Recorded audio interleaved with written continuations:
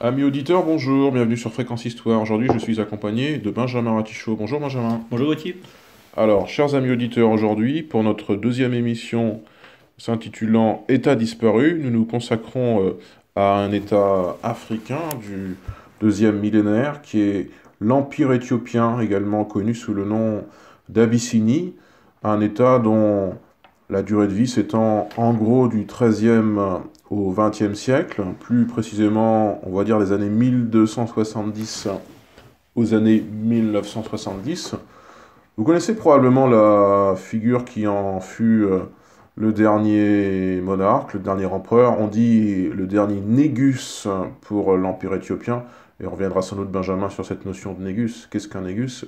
Vous connaissez sans doute Haïlé Sélassié, qui est connu à la fois pour la longévité de son règne, sa longue durée de vie, hein, puisqu'il meurt à plus de 80 ans. Et puis, vous savez que Haïlé Sélassié est au cœur des enjeux géopolitiques des années qui précèdent la Deuxième Guerre mondiale, avec la Seconde Guerre italo-éthiopienne entre 1935 et 1936, l'éphémère occupation de l'Empire éthiopien par l'Italie en 1936 et jusqu'en 1941, ce qui fait que l'Empire dont nous traitons n'est pas complètement continu entre 1936 et 1941, il y a une petite intermède. Mais c'est quand même un État remarquablement stable pendant 7 siècles, un État atypique parce qu'il est chrétien au milieu d'une Afrique animite musulmane, un petit peu juive aussi. Et c'est un État qui est encore plus remarquable sans doute parce qu'il n'a jamais été colonisé, à part les 5 années d'occupation éthiopienne dans les années 1940. Ce qui est remarquable parce que tout le reste de l'Afrique, Benjamin, a été colonisé, qui par les Britanniques, qui par les Français, un petit peu les Néerlandais, les Belges et les Allemands. C'est vrai que l'Afrique est devenue, à partir du XVIe siècle, une terre de prédation pour les puissances européennes. Alors, il est vrai qu'au XVIe siècle, les deux puissances qui animaient véritablement la conquête coloniale étaient le royaume d'Espagne et le royaume du Portugal, mais le XVIIe siècle, le XVIIIe siècle, faisant poindre la puissance britannique maritime et la puissance continentale française, cette puissance qui s'exporte, notamment sous le règne de Louis XV, comment dirais-je, participe à la création de comptoirs non plus espagnols et portugais, mais français, britanniques, néerlandais, et après l'unification allemande de 1861, allemand.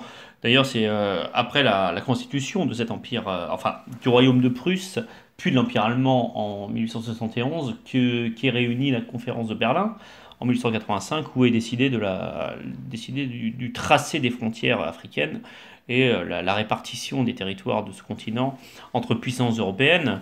Donc bon, est-ce qu'il est nécessaire peut-être de rappeler les grandes lignes de ce partage, hein, C'est 1885. voilà, 1885, la France obtient ce qu'elle a constitué par deux espaces, l'Afrique équatoriale française, donc comment dirais-je, qui regroupe ces territoires attenants au golfe de Guinée, et l'Afrique occidentale française qui réunit ces territoires attenants à l'océan Atlantique.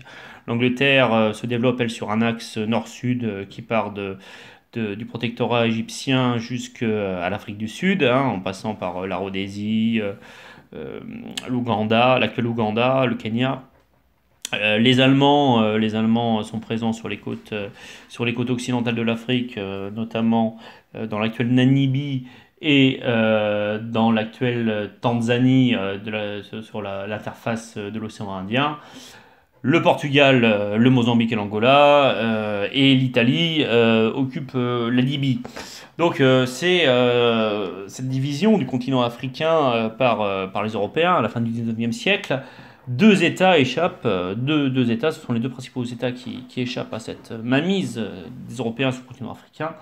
Ce sont d'un côté le Liberia, parce que le Liberia est une sorte de protectorat américain en Afrique, hein, le nom l'indique, hein, le territoire où on reconduit les descendants d'esclaves qui, par le fait qu'ils foulent la terre africaine au Libéria devienne libre, s'affranchisse. Et il y a cet État éthiopien qui est différent de l'État libérien, parce que l'État libérien est un État créé ex nihilo, alors que l'État éthiopien, lui, a une véritable histoire, et une véritable histoire qui comment dirais-je, s'entérine dans les premiers siècles de la chrétienté. Alors il ne sera pas question de revenir véritablement à l'Éthiopie contemporaine du Christ. Nous avons pris le pli pardon, de commencer à l'avènement de la dynastie Xaoué au XIIIe siècle, et donc de décrire quelle a été l'évolution de cette société éthiopienne depuis cet avènement de cette dynastie. Mais peut-être, étant donné que nous sommes des Européens et que c'est vrai que dans nos programmes scolaires, dans notre éducation géographique et historique, nous n'avons pas été familiers de ces territoires qui restent des territoires enclavés de l'Afrique. Peut-être, Gauthier, serait-il nécessaire de rappeler quelle est la géographie de l'Éthiopie, à la fois à son apogée, mais également de l'Éthiopie actuelle, dans ses frontières contemporaines. Oui, puisque c'est pas réellement intuitif. Ça, on vous le précisera avec les cartes qu'on va mettre en incrustation de la vidéo. C'est pas intuitif, et puis c'est pas exactement identique à ce qu'est l'Éthiopie actuelle. Donc l'espace éthiopien est initialement connu sous le nom d'Abyssinie, et c'est un territoire qui, à partir du Moyen-Âge, s'étend sur à peu près 790 000 km². Donc c'est à comparer avec l'actuelle Éthiopie qui fait un peu plus de 1,1 million de km², donc c'est plus petit. Il faut y adjoindre aussi l'actuelle Érythrée qui en est issue depuis 1993. Vous savez que l'Érythrée est un État indépendant qui fait à peu près 120 000 km². Donc nous avons un État qui est plus petit de 500 000 km², c'est-à-dire à peu près la superficie de la France, que cet ensemble, qui s'étend au maximum septentrional, donc complètement au nord jusqu'à la Nubie, à l'est jusqu'à la mer Rouge, à l'ouest jusqu'à la région de Sannar, qui est située dans l'actuel Soudan, et au sud par une chaîne montagneuse. Voilà ce qu'est l'Abyssinie, l'Empire éthiopien, du Moyen-Âge jusqu'à la période contemporaine. Et donc c'est un vaste empire qui est soumis à l'autorité toutefois d'un monarque unique, qu'on appelle le Grand Négus. Et à partir du XVIIe siècle, cet empire éthiopien qui est original par sa forme, mais qui n'est pas forcément constamment très fort politiquement. On verra qu'il y a des phases de flux et de reflux de sa puissance, en quelque sorte. Il est politiquement affaibli et il se scinde en plusieurs royaumes indépendants, dont on va retrouver le nom, pas à chaque fois, pas pour tous les royaumes, mais on va retrouver le nom de certains de ces royaumes dans l'émission que nous allons faire et le déroulé chronologique de l'histoire de l'Empire éthiopien. Amara, Angot, Shoa, Danakil, Naria, Samara et le Tigré sont les principales puissances qui prennent leur indépendance après les scissions progressives de l'Empire éthiopien. On verra qu'il y a une décomposition et recomposition suivant les souverains successifs. Alors la capitale abyssine elle-même, Gondar, est une ville importante d'abord, et puis elle perd en importance, et elle est ensuite transférée à Ankober, qui est située dans les montagnes. Enfin, on verra que l'espace éthiopien et les lieux de pouvoir ne sont pas fixes dans le temps, et en même temps c'est normal, puisque c'est, encore une fois, une histoire que nous parcourons sur à peu près 7 siècles. Alors, vous doutez bien, vous comparez avec la France. Alors la capitale de la France a toujours été, en tout cas depuis le Moyen-Âge, Paris. Enfin, vous comprenez bien que le territoire français, entre le XIIIe et le XXe siècle, il a quand même considérablement évolué. Donc c'est bien normal que l'Éthiopie fasse de même. Et l'Éthiopie, comme ça, nous l'avons dit succinctement et nous y reviendrons, a des phases de grandes superbes et des phases où elle est un peu plus faible.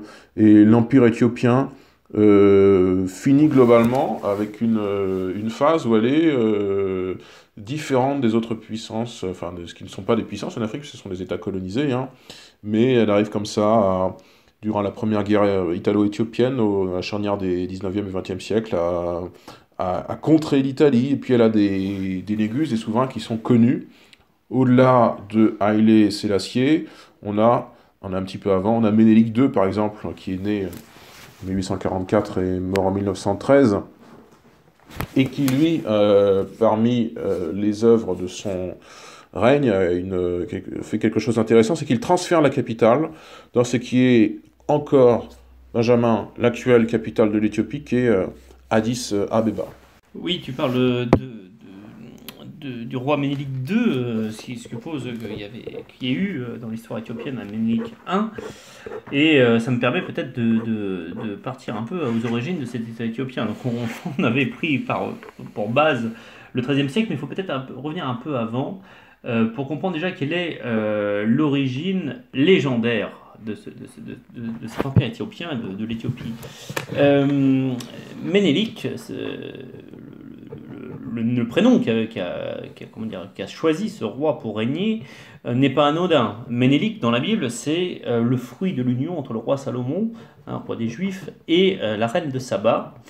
Et ce roi se serait comment dirais-je, constitué un royaume dans l'actuelle Éthiopie, et ses successeurs seraient, si on en croit la tradition légendaire de l'Éthiopie, les Négus. Les Négus, dont le dernier représentant serait donc Haïlé Sélassié. Donc on est dans une construction nationale assez intéressante, on se met véritablement dans une sorte de continuité avec le peuple hébreu, et cette continuité, nous le verrons peut-être plus tard, se ressentira également dans les usages religieux particuliers qu'adopte l'Éthiopie depuis le haut Moyen-Âge. Donc au-delà de ces considérations légendaires sur la création de l'État éthiopien, il faut bien sûr, dans cette période très étendue, tu l'as dit Gauthier, qui va du XIIIe siècle au XXIe siècle, ne pas considérer l'espace éthiopien comme il l'est aujourd'hui. La capitale, Addis Abeba, n'est capitale que depuis à peu près plus d'une centaine d'années, et c'est tout. La grande ville qui a été, non pas le berceau, mais le foyer de l'histoire nationale éthiopienne, c'est Lalibela, qui se situe au nord du pays, dans le plateau du Tigré, à quelque chose comme 300 km d'Assoum, et 400 km de la mer Rouge, et c'est là-bas où il y a un temple tout à fait remarquable avec des arts plastiques totalement propres à la culture éthiopienne. C'est là-bas, ce foyer culturel, politique et religieux de l'Éthiopie, ça correspond véritablement à l'histoire et au développement de l'État éthiopien au cours de la période que nous étudions aujourd'hui. Merci Benjamin pour ces précisions sur les anciennes grandes villes de l'Éthiopie, qui ne sont plus forcément celles que nous connaissons actuellement. Pour nous intéresser aux aspects ethnoculturels de l'espace abyssin, il faut retenir que ethniquement, l'Empire éthiopien a plusieurs sources. Il est influencé notamment par les Galas, qui sont un peuple qui réussit de fréquentes incursions depuis le sud, et qui réussissent comme cela à conquérir une partie de l'espace abyssin.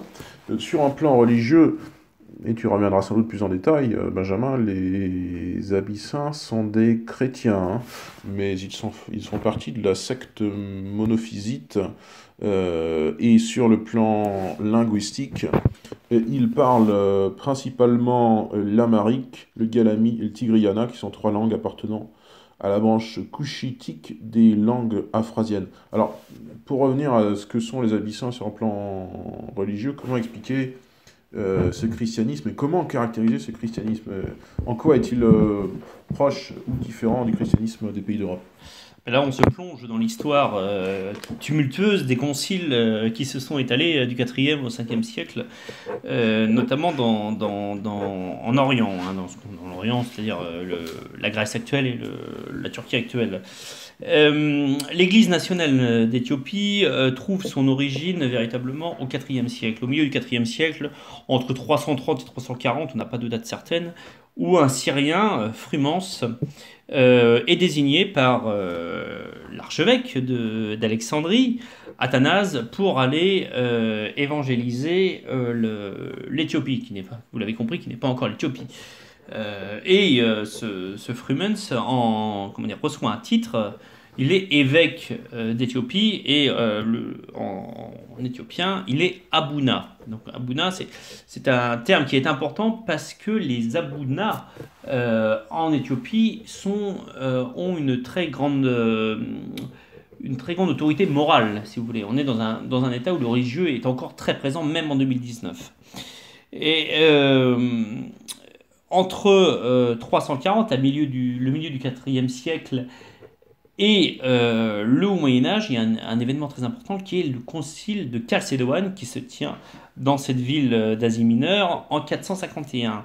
Et dans cette ville d'Asie mineure, il est question d'une question théologique de premier plan qui est la question de la nature du Christ. Alors, on se sépare, on se scinde, on prend parti, soit pour une double nature du Christ, à la fois humaine et divine, ou une nature unique, une unité de la nature du Christ dans la même personne, ce qui est la définition du monophysisme. Voilà. Donc la nature humaine, pour les monophysistes, est absorbée dans la nature divine, et c'est cette, comment dirais-je, conclusion qui est totalement contraire à la conclusion du Concile de Chalcédoine, qui condamne et qui frappe d'hérésie cette vision des natures du Christ. C'est cette vision donc monophysiste qui est retenue par les Abuna d'Éthiopie et qui participe donc à la séparation de l'Église universelle de l'Église d'Éthiopie avec l'Église universelle après le Concile de Chalcédoine, donc au milieu du 5e siècle. C'est l'époque également où il y a 9 saints en provenance de Syrie qui commencent à inaugurer le mouvement monacal en Éthiopie, donc des monastères secrets, donc des monastères monophysiques, et ce rôle monacal a un rôle également dans la construction de l'État. Ce sont des piliers de la société éthiopienne. Donc il y a à la fois un développement religieux, une évangélisation du peuple de l'Abyssinie, mais également un développement de la puissance publique. Les moines seront aux côtés du Négus dans la construction du gouvernement. Et alors, au-delà de la conception différente de la nature de Christ qu'ont les Éthiopiens, il y a aussi une conception originale du culte. Alors d'abord, la langue. Contrairement aux églises occidentales, le latin n'est évidemment pas la langue du culte, ni le grec d'ailleurs, mais c'est le guèze, c'est l'ancienne langue des Abyssins qui est la langue du culte, et donc cette tradition est très ancrée, encore. Le guèze est la langue du culte, la langue qui n'est plus la langue vernaculaire de l'Éthiopie, pardon. La deuxième originalité de cette religion, dans ce culte, ce sont les influences juives qui, à partir du Xe siècle, alimentent un peu les coutumes, les us et coutumes des Éthiopiens.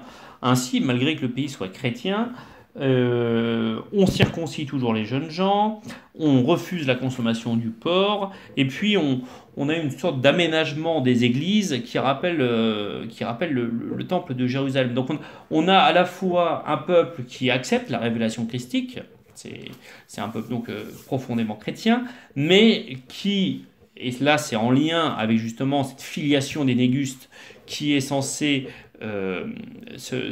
descendre du fils de la reine de Saba et de Salomon, cette référence toujours à un judaïsme qui pourtant a été renié dès le 1er siècle de notre ère par la suite qui ont été pris par les Syriens et les Éthiopiens du Christ.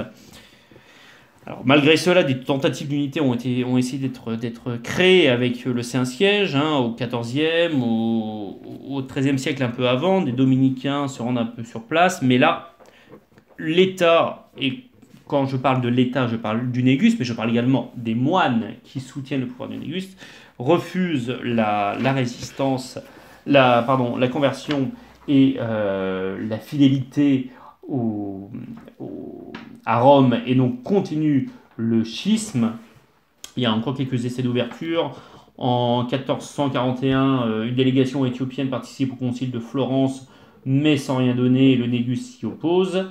De même, au XVIIe siècle, Pedro Pez, qui est un jésuite portugais, parvient à convertir au catholicisme le Négus, mais sous la pression des moines et de la classe dirigeante éthiopienne, est obligé d'abdiquer. Et cette spécificité religieuse éthiopienne, chrétien, proche des Coptes, égyptiens, avec une conception tout à fait monothéiste de la nature du Christ, continue à exercer aujourd'hui et a été encouragée dès 1959 lorsque le souverain légitime, Haïlé Sélassié, a été rétabli. On a des conférences de l'Église éthiopienne qui devient parfaitement indépendante et avec des composants éthiopiens. Ça a été un des problèmes aussi lors des siècles précédents, c'est que c'était l'archevêque d'Alexandrie qui nommait l'évêque d'Éthiopie, mais il composait justement la suite de l'évêque d'Éthiopie avec des personnalités égyptiennes d'un couvent Saint-Antoine sur la mer Morte. Donc il y avait quelque part un conflit entre les fidèles qui, eux, étaient éthiopiens et le clergé qui était, lui, d'origine étrangère. Tout cela, à partir des années 1900, et surtout après l'exclusion des forces italiennes en 1941, disparaît, et il y a véritablement une église éthiopienne qui se développe avec un clergé proprement local. Alors il faut signaler que les Abyssins, qui sont des chrétiens, eux, n'en sont pas moins polygames. C'est ce qui peut surprendre un petit peu les Européens. Ce ne sont pas tout à fait des chrétiens comme nous le concevons. Et puis il y a quand même une partie de l'Éthiopie, dont on verra, qui est régulièrement soumise à l'influence musulmane. La partie orientale autour de Zeila, par exemple, est davantage musulmane. Alors pour nous intéresser aux origines historiques de l'Empire éthiopien au bas Moyen-Âge, et notamment la dynastie des Salomonides, ça nous ramène tout cela au XIIIe siècle, puisque l'Empire éthiopien se forme au XIIIe siècle par la victoire des rebelles Salomonides sur la dynastie précédente, qui étaient les Juifs de la dynastie Zagwès. Et le meneur des Salomonides, qui est un certain Yacoubé Amlak, prétend directement donc descendre du personnage biblique de Salomon, qui est Salomon, on l'a évoqué tout à l'heure, un roi d'Israël et de Judée. Il se fait couronner sous le nom de Tasfa Iassus. On verra peut-être dans cette émission que les Négus, avant d'être Négus, ont un nom différent, un petit peu comme les empereurs japonais. Donc Yacoubé Amlak devient Tasfa Iassus, et c'est comme ça pour tous les Négus. Son fils et successeur, qui est Yagbéation, mène la guerre donc contre les musulmans, contre l'Adal, qui est un État musulman de la Corne de l'Afrique. C'est une guerre qui dure plusieurs décennies, jusqu'à la victoire d'un de ses successeurs, qui est Gabra Mascal Ier, né en 1314 et mort en 1347. Cette victoire aboutit à une quasi-extermination des musulmans dans la région. Alors, on verra qu'il y aura un flux et un reflux de la présence musulmane dans cette région. L'influence musulmane dans l'espace éthiopien se reconstitue progressivement, et nous voyons que le prince de Zeila, Mohamed le Gaucher, s'empare ainsi d'une ville qui est une ville importante à l'époque en Abyssinie, qui est la ville d'Aksum, dans le Tigré. Là, nous sommes en 1538. Et Aksum connaît un sort assez définitif, qui, moi, personnellement, me fait un peu penser au sort de Carthage au IIe siècle avant Jésus-Christ, c'est-à-dire que Aksum est rasé, Aksum est brûlé et ne retrouve plus jamais son lustre d'antan. Et la nouvelle capitale est désormais, à l'époque moderne, Gondar. Le pouvoir tend aussi à construire un État plus moderne. Il s'entoure d'administrateurs compétents, qui sont souvent des administrateurs coptes, donc des chrétiens venus d'Égypte, notamment une figure importante qui est Faker El Daoulet, qui met en place une assiette fiscale plus équilibrée, qui relance l'industrie, qui enclenche une modernisation technique de l'Empire, qui est associée à une modernisation administrative. Mais il n'en reste pas moins que l'Empire éthiopien est exposé, encore une fois, aux assauts musulmans. Et pour compenser cette faiblesse, le Négus fait alors appel aux Portugais pour contrer ce qu'est la principale puissance musulmane de l'époque. Alors là, c'est plus Adal, mais c'est Harar, qui est un petit sultanat d'Afrique de l'Est, ennemi des Abyssins, qui est vaincu grâce à cette coalition entre Abyssinie et Portugal. Mais la présence portugaise a des conséquences, puisque, naturellement, avec l'armée portugaise, il y a des moines portugais auxquels on ne peut pas reprocher d'être des prosélytes, et qui font la promotion d'une église qui n'est pas l'église abyssine, mais qui est l'église romaine, naturellement. Cela convainc le Négus, d'accord, mais ça ne convainc pas la population, et donc la population qui est demeurée fidèle au christianisme copte, eh bien elle se révolte. Et en 1632, la fracture est si importante que le Négus, Malak Sagad III, doit abdiquer. Et les discordes religieuses eh bien, s'estompent quasiment tout de suite, hein, puisque, en plus de l'abdication du Négus, il y a l'expulsion des moines. Et c'est alors une époque un petit peu originale où l'Éthiopie est durablement vainqueur des musulmans, hein, puisqu'il n'y a pas vraiment d'incursion musulmane à cette époque. Mais alors il y a un autre problème en Éthiopie, qui apparaît à partir des années 1680, c'est une sorte de mouvement de séparatisme qui fait que l'Empire éthiopien eh bien, va se scinder en plusieurs États, et le principal de ces États, dans la région d'Ankober et de Tegoulet, c'est l'État, le royaume de Shoa, qui va constituer un État indépendant, et qui, à l'avenir, Benjamin, va devenir plus puissant encore que l'Empire éthiopien lui-même. Et cela, on pense, les historiens pensent que c'est notamment dû à la plus forte centralisation de son administration. Oui, Gauthier, tu as parfaitement raison. Et ce qui explique l'essor et le fait que le royaume de Shoa prenne l'ascendant sur le royaume d'Éthiopie coïncide avec le déclin de l'autorité impériale, de l'autorité du Négus, qui n'arrive pas à contrôler d'une main de fer toutes ces petites provinces, hein, qui constituent l'empire éthiopien. Et c'est d'ailleurs à cette époque, à la fin du XVIIe siècle, et cette situation ne sera véritablement résolue qu'au milieu du XIXe, où des chefs provinciaux, qu'on va appeler les RAS, continuent l'exercice de l'État à l'échelon local, pour pallier justement à la faiblesse de l'autorité centrale, du Négus. Alors pour la petite histoire, RAS, ça a donné évidemment le mouvement Rasta. Il ne faut pas jamais oublier que Haïlé Sélassié s'appelait Tafari, Ras Tafari, a donné Rastafari, qui a été ce mouvement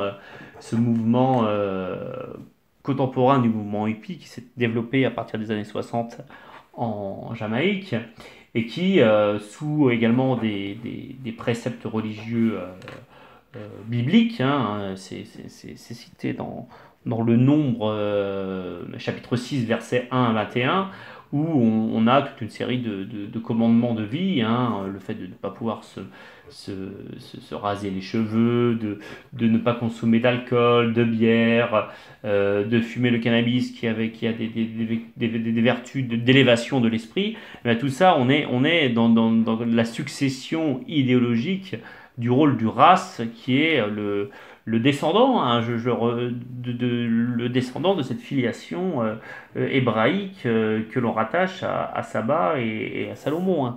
Donc je reviens au XIXe siècle, le Ras donc, est le principal agent de maintien de la paix au XVIIIe et au début du XIXe siècle. Sauf que un grand empereur est sacré, couronné en 1855, c'est Théodore II. Et Théodore II, lui, il a le grand avantage de soumettre le Shoah en 1856 et de réorganiser l'État. Et alors cette réorganisation de l'État est bienvenue puisque nous sommes en 1855 et que l'Afrique commence déjà à être sur ses bornes, sur ses façades littorales, à être la proie, et à subir l'installation des Européens et de subir pour beaucoup la loi européenne des protectorats, des dominions, etc. Et à la mort de ce Théodore, dont la phonie exacte est Théodros, C'est un autre as, Jean IV, qui lui succède, mais à ce Jean IV succède le fameux Mélénique, qui, à partir de 1889, fait entrer véritablement l'Éthiopie dans la modernité et place l'Éthiopie en puissance continentale africaine capable de résister aux assauts des Européens. C'est pas commun, hein, parce que si on veut faire une analyse mondiale un peu de ce qui se passe à la période actuelle, à la période contemporaine, pardon, de ces éléments, quelles sont les puissances qui résistent aux puissances européennes sur les continents? L'Inde a été la proie des Britanniques, les côtes occidentales de l'Afrique ont été la proie des Britanniques. Bon, l'Amérique latine, après avoir été la proie de l'Amérique latine, s'est constituée en différents États indépendants. L'Asie, par exemple, pour beaucoup, est totalement colonisée. Sauf la Chine. Voilà, sauf la Chine, à part sa façade, son interface maritime. Le Japon, bien sûr. Et le Japon et la Thaïlande, le Siam, le royaume de Siam. Donc c'est une situation qui n'est absolument pas commune, hein, qui est partagée par très peu d'États au monde, extra-européens, j'entends. Donc cette situation, Mélénique veut la conserver, et son fait d'armes principal, c'est de contenir le terme d'agression n'est pas juste, mais la présence un peu trop affirmée à son goût de l'Italie dans l'actuelle Érythrée et sur les ports de la mer Rouge. Et c'est ce qui va conduire Gautier justement à cette hostilité et à ce conflit dont l'issue a stupéfié l'Europe, qui est la débâcle des troupes italiennes pendant la première guerre italo-éthiopienne. Oui, effectivement, mais s'il y a un petit peu un pendant asiatique, hein, quasiment à la même époque, quelques années plus tard, que cette guerre russo-japonaise, avec cette bataille de Tsushima à l'issue également très surprenante, puisque les Japonais, puissance jaune entre guillemets, vont vaincre une puissance blanche qui est la Russie, le fameux amiral Niebogatov, qui doit signer un traité de paix humiliant avec la puissance japonaise. Eh bien, nous avons la même chose en Éthiopie, avec cette guerre italo-éthiopienne. On peut revenir un petit peu en amont. On avait donc vu avec Benjamin il y a quelques minutes cette ère nouvelle qui avait été introduite par des négus réformateurs, à commencer par Théodros, une ère de réforme administrative, une ère de modernisation technique, durant lequel le Négus est l'organisateur du trésor public éthiopien, durant lequel le Négus bâtit une véritable armée de métier, et c'est sans doute l'une des raisons de la future victoire éthiopienne en 1895. Mais les Éthiopiens n'en restent pas moins confrontés aux puissances européennes, qui sont en phase de colonisation du continent africain, également en phase de colonisation du continent asiatique, puisque Benjamin, tu as signalé trois puissances indépendantes en Asie, la Chine, le Japon, le Siam, même le Siam tombera dans l'escarcelle française à la fin du XIXe siècle, et fera partie de son empire colonial. Mais il y a quelque chose qui accélère un peu les événements en Afrique de l'Est au XIXe siècle, c'est l'ouverture du canal de Suez, naturellement, en 1869, puisque cela entraîne un partage des ports de la mer Rouge entre les différentes puissances européennes. Et ça contraint d'autant plus les Négus.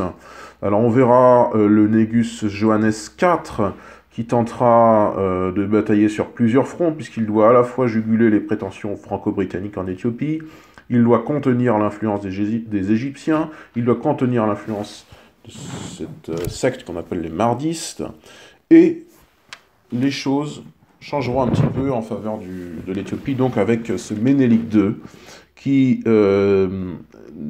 a bien du mal à entraver les influences européennes en Éthiopie, qui doit temporairement reculer face aux Italiens en 1889, avec le traité du Chiali, assez ambigu, puisque les Italiens, interprétant un petit peu, de manière un petit peu arbitraire ce traité, s'emparent de l'Éthiopie, s'emparent de l'Érythrée, pardon, mais s'emparent aussi quasiment de l'Éthiopie, puisqu'ils font de l'Éthiopie leur protectorat.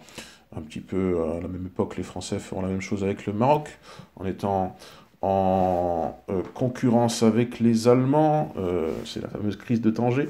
En tout cas, les Éthiopiens s'emparant quasiment de facto de l'Éthiopie, les Italiens, pardon, déclenchent une guerre par ricochet, puisque Ménélique choisit la voie de l'indépendance, il choisit de mener la guerre, et Ménélique, combattant les Italiens, pardon, et vainqueur, et successivement vainqueur à Coatite, puis à Adigrat en 1895, il bat les Éthiopiens, c'est ce qu'on appelle la première guerre italo-éthiopienne.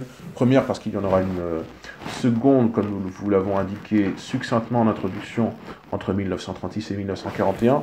Là, l'issue sera défavorable pour les Éthiopiens. Première guerre italo-éthiopienne, donc, avec la victoire étonnante d'une puissance noire contre une puissance européenne, et une humiliation durable de l'Italie, qui doit signer le 26 octobre 1896 eh bien, une paix à Addis Abeba. Et c'est une nouvelle ère qui commence pour l'Empire éthiopien, avec, nous le verrons quelques décennies plus tard, l'apparition d'une nouvelle grande figure qui est Haïlé Sélassié, d'abord régent et puis ensuite Négus d'Éthiopie. Oui, il est vrai que l'Italie joue un rôle assez trouble avec l'Éthiopie, puisque à la fois elle s'avance donc sur des positions sur la mer Rouge et en Érythrée, donc proche de l'empire éthiopien, signe un traité, le traité d'Ucciali, où comment dirais-je, l'interprétation peut être favorable ou défavorable à l'Éthiopie, pardon, sinon qu'on soit du côté italien ou éthiopien.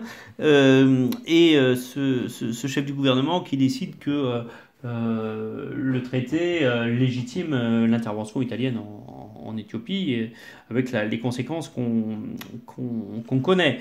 Et malgré ce désastre, dont la bataille la plus symbolique est Adwa, le 1er mars 1896, l'Italie va quand même faire le jeu un peu de l'Éthiopie, puisque après la Première Guerre mondiale, l'Italie fera en sorte que l'Éthiopie entre à la Société des Nations et soit reconnu comme un véritable État, un des États les mieux organisés du continent africain, jouissant, donc nous l'avons suffisamment dit, de la dépendance, et avec des frontières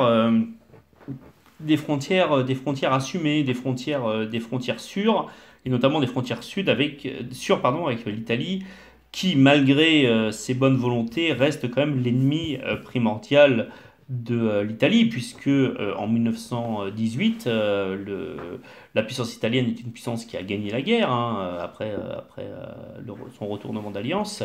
C'est la seule puissance qui peut menacer l'équilibre éthiopien, puisque par qui l'Éthiopie est entourée? Elle est entourée par le sud et par l'ouest des Britanniques, mais les Britanniques sont respectueux du droit international. Les Italiens, donc au nord, et l'Empire ottoman s'est écroulé. Donc l'Empire ottoman n'est plus une menace, à la fois une menace politique et une menace religieuse.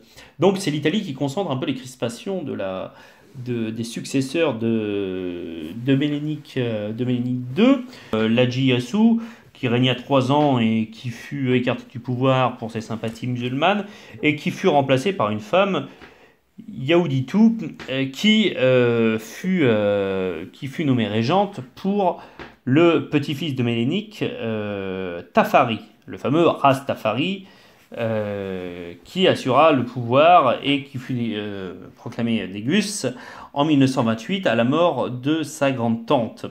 Et donc le titre de Négus est, après une période d'environ 10 ans de vacances, est reconstitué, et la couronne est posée sur la tête d'Haïlé Sélassié en 1930. Alors, quel a été le gouvernement d'Haïlé Sélassié? Le gouvernement d'Haïlé Sélassié a été divisé en 2 parties. A été cette méfiance, puis cette lutte, cette deuxième lutte avec l'Italie, qui s'est déclenchée après 1928, où un pacte de non-agression italo-éthiopien avait été signé. Mais entre-temps, en 1929, Mussolini avait pris les rênes de l'Italie, et Mussolini n'avait pas digéré de prime abord la défaite de la fin du 19e siècle, d'autant plus qu'il avait été soldat et officier lors de cette guerre, et n'a pas accepté que l'Éthiopie cherche à se trouver des alliés, notamment dans le cadre de la Société des Nations. Et pour cela, Mussolini estimait que ça nécessitait une intervention musclée de l'Italie, et en mai 1936, les Italiens occupent la capitale, et le Négus est obligé de fuir le pays et se réfugie en Grande-Bretagne. C'est le début de l'occupation, Gauthier, de l'Éthiopie par les Italiens, une occupation qui ne va pas durer 10 ans.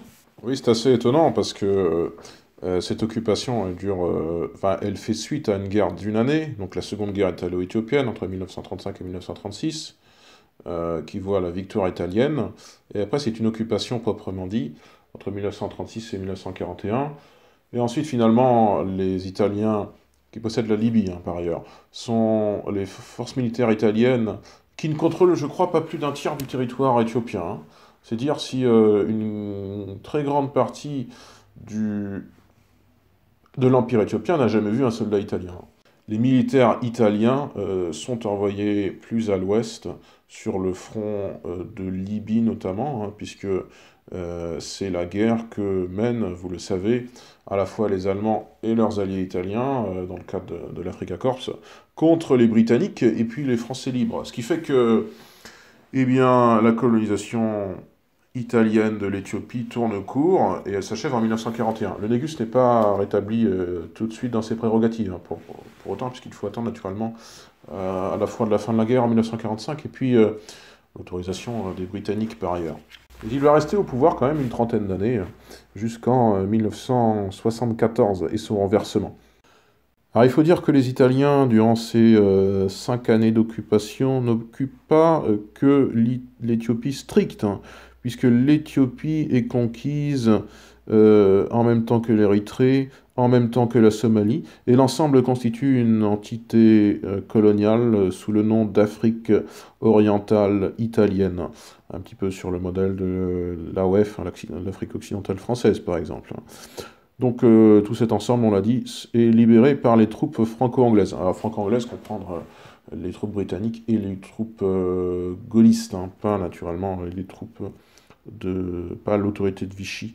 Et donc le Négus est rétabli, son indépendance est reconnue en janvier 1942. Et après-guerre, en 1952, l'Érythrée est rattachée à l'Éthiopie, hein, dans le cadre d'une fédération. Il y a également, quelques années plus tard, la promulgation d'une constitution, l'institution d'un parlement, et puis une modernisation de l'Éthiopie qui passe notamment par la création d'une université à Addis Abeba. Cette ville devient d'ailleurs l'une des nouvelles grandes villes du continent africain, puisque son importance est telle qu'en 1963, elle devient le siège permanent de l'organisation de l'Union africaine, OUA. Mais pour autant, l'Empire éthiopien, Benjamin, vit ses derniers jours, puisqu'il y a des velléités d'indépendance, de rébellion en Érythrée à partir de 1962, ce qui contribuera finalement au renversement du Négus. Peut-être peut-on revenir sur ces 10 dernières années de l'Empire éthiopien. Oui, parce que il faut bien comprendre que même si l'Érythrée est arrivée après la fin de la Seconde Guerre mondiale dans le giron éthiopien, il y a un vrai gros problème religieux qui se pose. Nous sommes dans un pays, en Éthiopie, majoritairement chrétien, et nous sommes, malgré les minorités, en Érythrée dans un pays musulman. Et après cette annexion de l'Érythrée par l'Éthiopie en 1960, eh bien, il y a déjà des velléités indépendantistes érythréennes, et des velléités qui se matérialisent sur le terrain par des attentats, par des enlèvements, etc. Et le problème philosophique qui se posait dans ce lien de dépendance de l'Érythrée avec l'Éthiopie, c'est que l'Éthiopie n'était pas, en 1970, une puissance qui avait les moyens de se prétendre une puissance dominatrice. Puisque, par exemple, le taux d'analphabétisme s'élevait à plus de 90% dans les années 60, 70, 80. La presse était quasiment muselée. Il y avait quelques cas d'abus contre les opposants. Donc il y avait un pouvoir éthiopien qui entendait garder dans sa souveraineté une Érythrée, alors que le pouvoir était lui-même un pouvoir qui semblait tangible. Et l'autorité morale et religieuse dont bénéficiait Haïlé Sélassié ne suffisait plus. Et ça s'est matérialisé en 1974 lorsqu'un putsch militaire a destitué l'empereur et l'a probablement fait assassiner parce qu'un mystère euh, court toujours sur les circonstances exactes de sa disparition. Donc avec la mort d'Haïlé Sélassié, malgré le fait que Haïlé Sélassié ait eu un fils, qui lui-même a eu un fils, donc si vous voulez, la descendance des Négus est assurée, mais c'est le régime politique qui a été aboli en 1974 et qui consacre en fait la déliquescence de l'État éthiopien, puisque l'État éthiopien n'a pas été capable au début du XXe siècle de devenir une puissance moderne. Voilà, pour grossir vraiment la situation en 1970, on est dans une situation qui a très peu changé, dans une société qui a très peu changé depuis le règne de Ménélique II à la fin du XIXe siècle.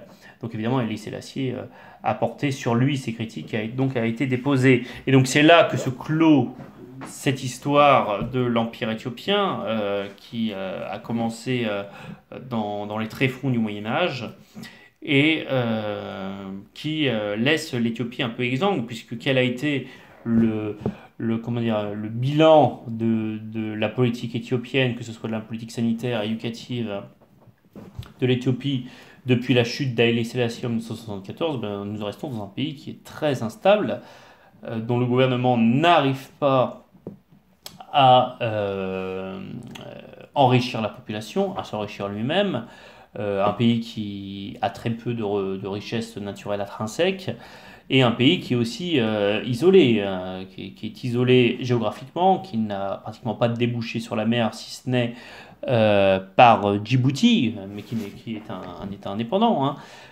qui est frontalier du Sud-Soudan, qui est dans un état d'anarchie généralisée, qui est à côté de la Somalie, qui elle aussi est dans un état d'anarchie généralisée. Donc l'Empire, la chute de l'Empire en 1974 n'a pas permis la modernisation de l'État éthiopien, qui reste en 2019 un État sous-développé. Et si on voulait reprendre un peu les termes géographiques, géopolitiques qu'on utilisait à la fin des années 90, au début des années 2000, qui reste profondément un pays du tiers-monde. Oui, c'est sans parler de l'Érythrée, qui est l'un des pays, je crois, avec un des pays les plus pauvres, un des pays qui souffre le plus de malnutrition, et le pays du monde, je crois, à moins que ça ne soit la Centrafrique, dont l'indice de développement humain, l'IDH, est le plus faible. Il faut signaler également la Somalie voisine, qui quasiment n'est plus un État, hein, qui est un État failli, qui est très largement en prise à l'influence de milices militaires et politiques.